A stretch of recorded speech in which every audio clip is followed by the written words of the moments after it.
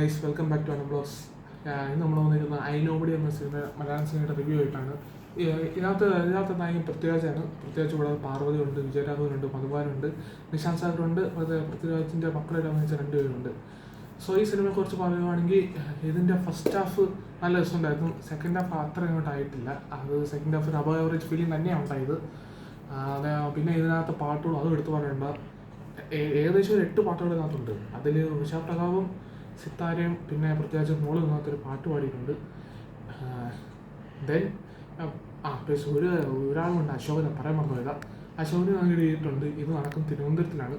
മാത്രമല്ല ഈ 8 പാട്ടുകൾ 2-3 ഹിന്ദി പാട്ടുകളൊക്കെ ഉണ്ട്. ഒരു ഹിന്ദി പാട്ടല്ലായിരുന്നു, മറ്റേത് തീരെ പോയായിരുന്നു.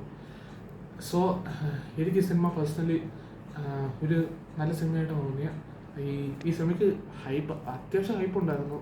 ഖലീഫയുടെ അത്ര ഇല്ലെങ്കിലും ഈ സിനിമയ്ക്ക് അത്യാവശ്യം ഹൈപ്പൊക്കെ ഉണ്ടായിരുന്നു. പക്ഷേ പ്രഷർ എന്ന് വെച്ചാൽ ഈ സിനിമ ഹൈപ്പിന് അത്ര വന്നിട്ടില്ല, അതാണ് കുഴപ്പം. So guys that's it. എനിക്ക് സിനിമ ഇഷ്ടപ്പെട്ടു. നിങ്ങൾക്ക് ഈ സിനിമ കണ്ടാണെങ്കിൽ നിങ്ങൾക്ക് നിങ്ങളുടെ അഭിപ്രായം വന്ന് കമൻറ്റ് ബോക്സിൽ എഴുതാവുന്നതാണ്. അപ്പോൾ thank you so much for watching this video. Guys, ഈ വേൾഡ് കപ്പിൽ സെമി ഫൈനലാണ് വരുന്നത്. അപ്പോൾ ഞങ്ങൾ ആരെയാണ് സപ്പോർട്ട് ചെയ്യുന്നത്, ആർക്കാണ് ഈ സെമി ഫൈനൽ ജയിക്കാൻ സാധിക്കുക, ആരാണ് ഫൈനൽ കളിക്കുന്നത്, പിന്നെ നിങ്ങൾ ടീം ഏതാണെന്ന് അതും വന്ന് കമൻറ്റ് ബോക്സിൽ മെൻഷൻ ചെയ്യുക.